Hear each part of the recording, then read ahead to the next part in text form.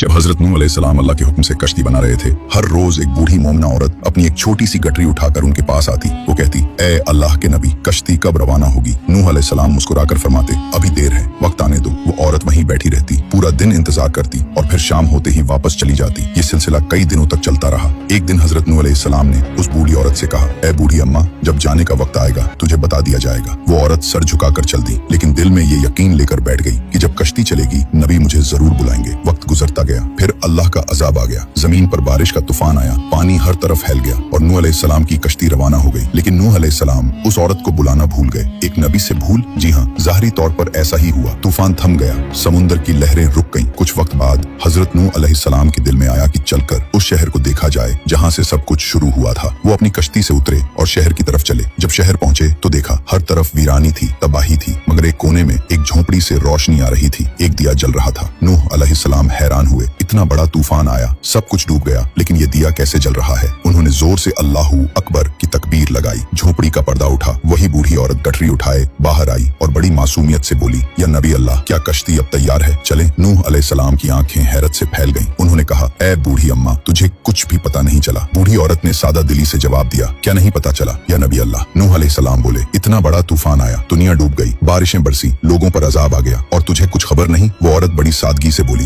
या नबी अल्लाह, एक दिन बादल कुछ गरजे थे और हल्की सी फुहार पड़ी थी, बस। नूह अलैहिस्सलाम ने आसमान की तरफ देखा और कहा, ए मेरे रब, ये क्या माजरा है? तब अल्लाह ताला ने हजरत नूह अलैहिस्सलाम पर वही नाजिल फरमाई, ए मेरे प्यारे नबी, इस औरत के दिल में तुम्हारी मोहब्बत थी और तुमने उससे वादा किया था कि जब कश्ती रवाना होगी तुम उसे ले चलोगे। तुम अपने वादे को भूल गए, लेकिन मैं रब्बुल आलमीन तुम्हारे वादे का भी जिम्मेदार हूँ। मैंने अपने अजाब को उस तक पहुँचने ही नहीं दिया। उसे एहसास तक नहीं हुआ कि कैसा अजाब आया और चला भी गया।